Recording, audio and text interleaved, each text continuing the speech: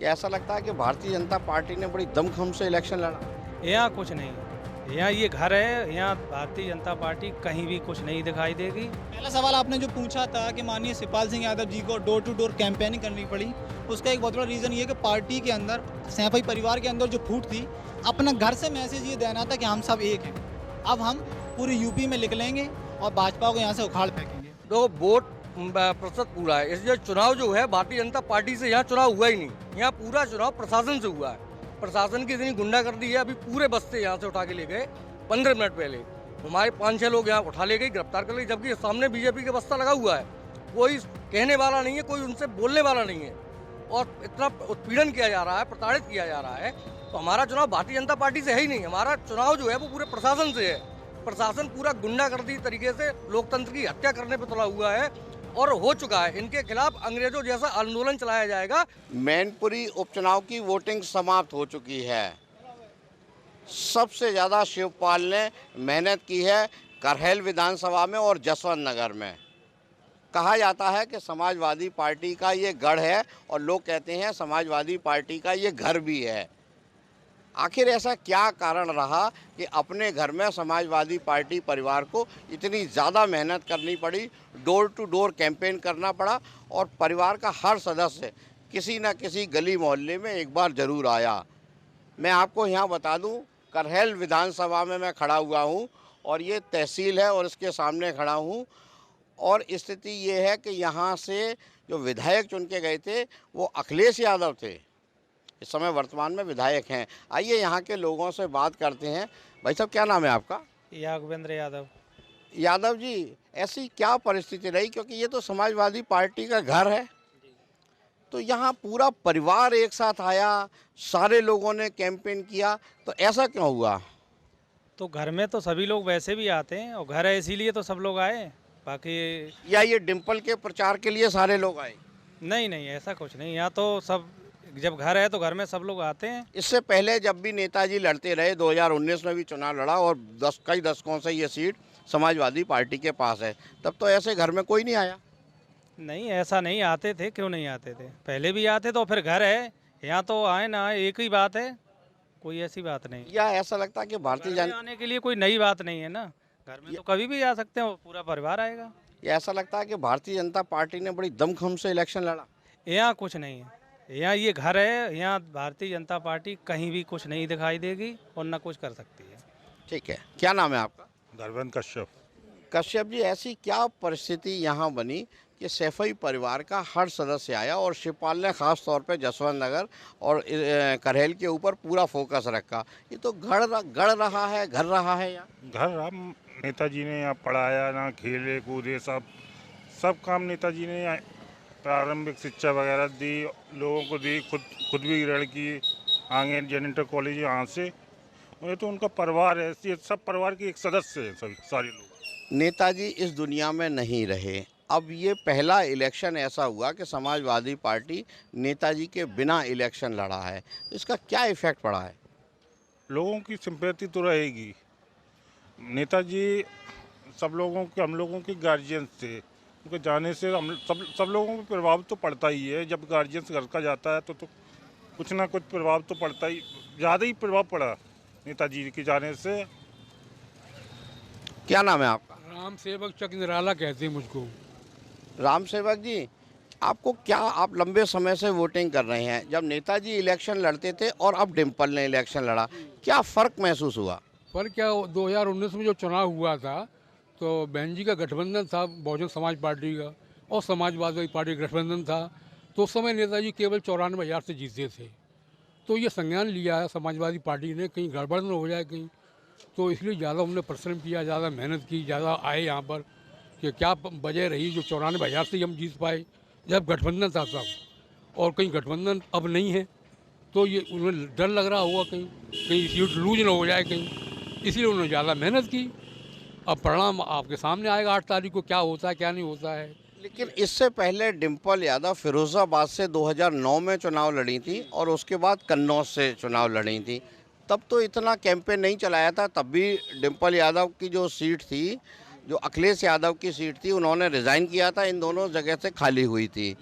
तो फिर इस बार ऐसा क्योंकि घर में इतनी मेहनत क्यों? क्या भारतीय जनता पार्टी ने एक ऐसा चक्रव्यूह रचा जिसमें समाजवादी पार्टी का परिवार फंस गया? नहीं, ऐसा है, केंद्र में सरकार है, केंद्र की कुछ योजनाएं भी लागू की हैं, पूरे देश में हुई हैं।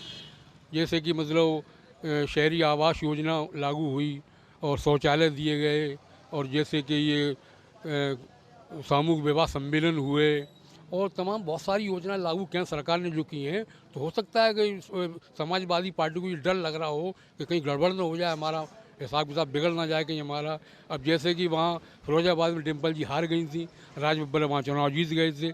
2019 में सूरत पाठक वहाँ से चुनाव जीत गए, डिम्पल जी हार गई। तो ये सब संज्ञान में लेके इन्हें बड़ा कड़ा परिश्रम किया, कड़ी मेहनत की है। उसी का अब देखो 8 तारीख क्या कहती है क्या नहीं कहती है। वैसे फंसा हुआ है चुनाव। 8 तारीख को फैसला होगा और हार जीत की हम बात भी नहीं कर रहे और किसको वोट दिया हम इसकी भी बात नहीं कर रहे। आखिर समाजवादी पार्टी के गढ़ में, उनके घर में भारतीय जनता पार्टी ने इतनी बुरी तरह दस्तक दी है। आप जैसा तजुर्बेकार आदमी कह रहा है कि फंसा हुआ इलेक्शन है, तो भारतीय जनता पार्टी क्या इसको अपनी जीत नहीं मानेगी? अब जीत मानती रहे भारतीय जनता पार्टी, मगर ये कर्म भूमि रही ना, माननीय मुलायम सिंह जी कर्म भूमि रही है। तो कर्म भूमि की क्या करती है उनकी, उनने तमाम विकास योजनाएं भी इस ज़िले को दी हैं, तमाम ये सड़कें दी हैं, तमाम दिया है। फिर भी हो सकता है कानून व्यवस्था कोई लचर हो गई हो समाजवादी पार्टी के, तो इसलिए थोड़ा वोट चला ना जाए कहीं बीजेपी की तरफ, इसलिए उन्होंने परिश्रम ज़्यादा किया है कि अब आगे 8 तारीख को बताएगी क्या होने वाला है क्या नहीं होने वाला है। ये है। मेरे साथ कुछ युवा हैं। क्या नाम है आपका? मेरा नाम है फैजुल। फैजुल, क्या अब तो इलेक्शन ख़त्म हो गया, वोट किसने दिया ये आपका अपना एक फ़ैसला है, लेकिन यहाँ मुद्दे क्या रहे? जाति का मुद्दा रहा, सैफई परिवार का मुद्दा रहा, या विकास का मुद्दा रहा? फर्स्ट ऑफ ऑल तो आपको बताएं, जब फर्स्ट टाइम मैंने वोटिंग की थी तो माननीय अखिलेश यादव जी को हमने विधानसभा में भेजा था। इस बार जब मैंने दूसरी बार वोटिंग करी है तो माननीय डिम्पल यादव जी को सांसद में हम भेज रहे हैं। ये क्लियर है करहल से और पूरी मैनपुरी के आवाम से। पहला सवाल आपने जो पूछा था कि माननीय शिवपाल सिंह यादव जी को डोर टू डोर कैंपेनिंग करनी पड़ी, उसका एक बहुत बड़ा रीज़न ये कि पार्टी के अंदर, सैफई परिवार के अंदर जो फूट थी, अपना घर से मैसेज ये देना था कि हम सब एक हैं। अब हम पूरी यूपी में लिख लेंगे और भाजपा को यहाँ से उखाड़ फेंकेंगे। रही बात यहाँ की मूलभूत समस्याओं की, यहाँ पे ज़्यादा कोई प्रॉब्लम्स है नहीं है। माननीय शिवपाल सिंह यादव जी के और माननीय मुलायम सिंह यादव जी के विकास रहा है। सैफई आप जाएंगे वहाँ पे आपको सारी फैसिलिटी उपलब्ध मिलेंगी, मिनी पीजीआई वगैरह भी है, कंस्ट्रक्शन भी अच्छा है, इंफ्रास्ट्रक्चर भी अच्छा है। मुझसे बहुत सारे लोगों में यहाँ बहुत घूमा हूँ, गांव में गया हूँ।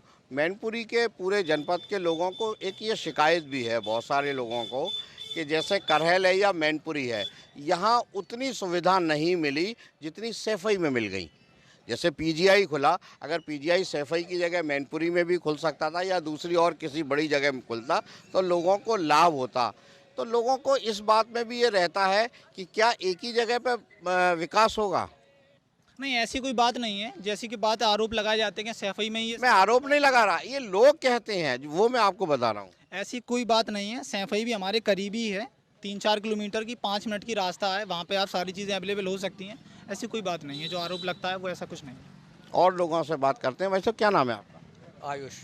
आयुष, इलेक्शन ख़त्म हो गया, सैफई परिवार ने बहुत मेहनत की, इलेक्शन कैसे गया? ये क्या भारतीय जनता पार्टी ने इतनी ताकत लगा दी कि सैफई परिवार को डोर टू डोर कैंपेन करना पड़ा? नहीं, इधर आ जाएंगे। ये समाजवादी पार्टी का नेताजी की कर्मभूमि है और ये परिवार है। मैनपुरी, इटावा, 2-4 जो जनपद इनके परिवार है। यहाँ ऐसा नहीं है डोर टू, चूँकि नेताजी की श्रद्धांजलि की वजह से उन्हें लोगों से मिलने का अवसर प्रदान हुआ। घर पे जाके गली में हर व्यक्ति से मिलना, अपने कार्यकर्ताओं से मिलना, उनका हालचाल लेना, एक इनको मौका था, अवसर मिला, उसको अवसर को बनाया समाजवादी पार्टी के लोगों ने। नेताजी के श्रद्धांजलि का ये चुनाव माना गया, लेकिन ऐसा क्या हुआ कि वोटिंग परसेंटेज तो पहले से कम हो गई, लोग टर्नआउट नहीं हुए। मैंने खुद देखा, पहले इतनी भीड़ हुआ करती थी बूथ पे, इस बार नहीं हुई। तो वोट प्रतिशत पूरा है, इसलिए चुनाव जो है भारतीय जनता पार्टी से यहाँ चुनाव हुआ ही नहीं। यहाँ पूरा चुनाव प्रशासन से हुआ है। प्रशासन की इतनी गुंडागर्दी है, अभी पूरे बस्ते यहाँ से उठा के ले गए 15 मिनट पहले। हमारे 5-6 लोग यहाँ उठा ले गए, गिरफ्तार कर ले, जबकि सामने बीजेपी का बस्ता लगा हुआ है। कोई कहने वाला नहीं है, कोई उनसे बोलने वाला नहीं है, और इतना उत्पीड़न किया जा रहा है, प्रताड़ित किया जा रहा है। तो हमारा चुनाव भारतीय जनता पार्टी से है ही नहीं। हमारा चुनाव जो है वो पूरे प्रशासन से है। प्रशासन पूरा गुंडागर्दी तरीके से लोकतंत्र की हत्या करने पर तुला हुआ है और हो चुका है। इनके खिलाफ अंग्रेजों जैसा आंदोलन चलाया जाएगा, तब इसको मुक्ति मिल पाएगी इन लोगों से। ये अभी जो आप आंदोलन की बात कर रहे हैं, आप ही की पार्टी के अखिलेश यादव ने कई बार, प्रोफेसर राम गोपाल ने कई बार चुनाव आयोग से शिकायत की है। समाजवादी पार्टी के विधायक धरने पर भी बैठे, लेकिन शायद सरकार ने, चुनाव आयोग ने संज्ञान लिया है या कम लिया है, इसकी मुझे जानकारी नहीं है। मैं फिर आता हूं करहल और स्थानीय मुद्दे पे। जब इलेक्शन अभी आप लोगों ने वोटिंग की, बहुत सारे लोगों ने, आप युवा हैं, तो आपके दिमाग में क्या केवल शिवपाल जी थे, क्या कहते हैं, प्रोफेसर राम गोपाल थे, मुलायम सिंह थे, या कुछ और भी अन्य मुद्दे थे जो स्थानीय स्तर पे हैं? नहीं, स्थानीय स्तर पर कोई मुद्दे नहीं। देखो, ये चुनाव नहीं था, ये चुनाव नहीं था, चुनाव होगा 2024 में। ये एक नेताजी को सच्ची श्रद्धांजलि थी, उनकी वजह से चुनाव हुआ, उनको हम लोग श्रद्धांजलि सभी लोग दे रहे थे।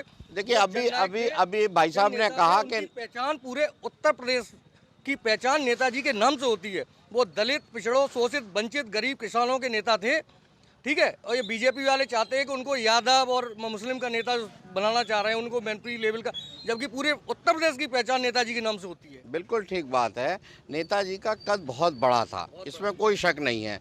लेकिन क्या वो लेगेसी जो उनकी चली आ रही है, डिम्पल और अखिलेश उसी हिसाब से निभाएंगे? क्या उनका भी कद उसी हिसाब से होगा जो नेताजी? क्योंकि नेताजी जब 1963 में इलेक्शन लड़े थे, तब भी वो इसी जलवे से लड़े थे, तब भी लोगों ने मान लिया था कि ये नेता आगे जाके सर्व समाज का होगा। आज चाहे भारतीय जनता पार्टी हो, कांग्रेस हो, बसपा हो, सपा हो, सब नेताजी को मानते हैं।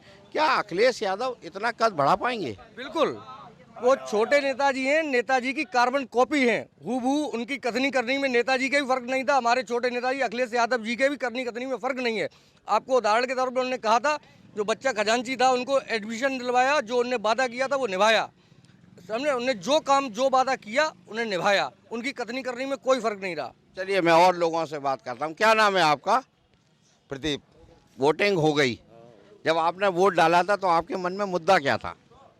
क्या सोचा था उस समय? मैं ये नहीं पूछूंगा किसको दिया, ये आपका वोट है, आप उसको अपने पास ही रखें, मुझे नहीं बताएं। लेकिन जब आपने वोट डाला था तो आपके दिमाग में मुद्दा क्या था? अपना वोट है, पर सही तरीका से वोट डल गया, मतलब कि वोट डाल दिया। मैं मान रहा हूँ, मैं नहीं पूछ रहा आपसे, आपके दिमाग में क्या रहा कि मैं विकास के मुद्दे को लेकर रखूँगा, या सरकार लोगों को सुविधा दे रही है ये दिमाग में रखूँगा, या ठीक है नेताजी को श्रद्धांजलि होगी मैं उसको दूंगा? कुछ तो बात रहती है ना हर एक आदमी के। नेताजी की श्रद्धांजलि के जरिए से मतलब वोट पे दिया, वोट तो हमेशा देते ही हैं हम लोग। आप लोगों ने यहाँ से अखिलेश यादव को विधानसभा पहुँचाया, उसके बाद क्या वो आप लोगों से कभी मिले या कभी आए? इस चुनाव से पहले की बात कह रहा हूँ। खैर अभी तो नहीं आए कि ये, मतलब कि आते हैं, मतलब कि जब आते हैं तब जाते हैं हम लोग ये मिलने। तो ये है करहल के आम लोगों की राय, जिनका कहना है कि यहाँ पर जो वोटिंग हुई है वो नेताजी को श्रद्धांजलि देने के लिए हुई है। अब 8 तारीख को परिणाम आएगा, तभी ये पता लगेगी कि किसको मिली है जीत और किसको मिली है हार। सुधीर शर्मा, करहल, यूपी तक।